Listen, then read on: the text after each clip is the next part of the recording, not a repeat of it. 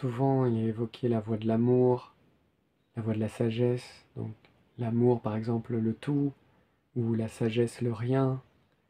Mais c'est comme si on séparait quelque chose qui est complètement unifié. Euh, Toute la manifestation, tout ce qui est connaissable, en fait, c'est justement l'amour. La seule matière, c'est l'amour. Et où est-ce que cette matière prend place? Dans l'infinité de l'espace, de la sagesse que nous sommes aussi. C'est juste les deux faces d'une même pièce, mais cette pièce elle-même n'est pas vraiment euh, connaissable. Rien ne peut être dit en fait. Euh, Ça n'a pas de couleur, pas d'expérience, pas de début, pas de fin, pas d'origine. Euh, Ça n'a pas de forme non plus. Mais son rayonnement, ce rayonnement en fait de cette part insaisissable, indicible, c'est justement ce tout et ce rien, la sagesse et l'amour. De la même manière que le soleil, du fait d'être, produit de la chaleur et de la lumière, eh bien notre être-té, cette être-té, qui ne dépend pas de nous spécialement, euh, qui est tout embrassante, son rayonnement, c'est justement l'amour. Sa chaleur, c'est l'amour. Et puis sa lumière, en fait, qui est un autre rayonnement, c'est la sagesse. Sa clarté, on pourrait dire. Vous voyez, c'est la sagesse qui rend clair, et c'est l'amour euh, qui amène une fusion, une chaleur, une luminosité à tout ça. Et c'est pour ça qu'il y a toujours deux voies un petit peu euh,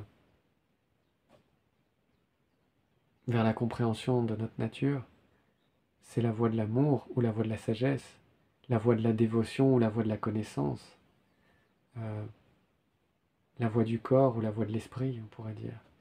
Mais c'est pas dissociable, en fait, puisque elles amènent toutes les deux à cette union de, on pourrait dire de la matière et de l'esprit, mais en réalité de cette union de matière-esprit, en fait, ou esprit-matière, c'est complètement un.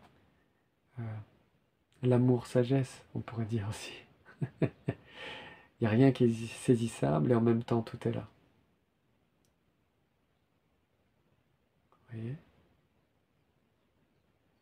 Et il y a une humilité forcément en fait. Il y a une tendresse en même temps.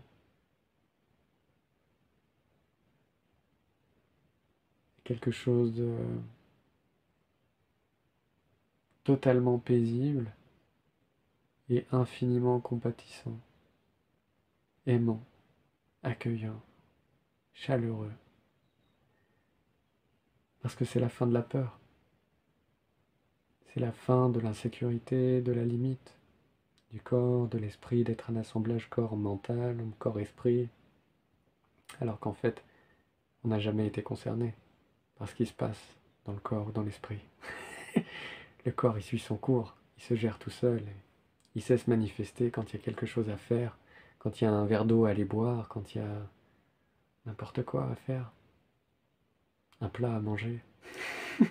Le corps, il manifeste naturellement les besoins qui lui sont nécessaires, et l'esprit, de la même manière, manifeste naturellement tous les outils, les connaissances, les pensées, les sensations et tout ça, bien sûr.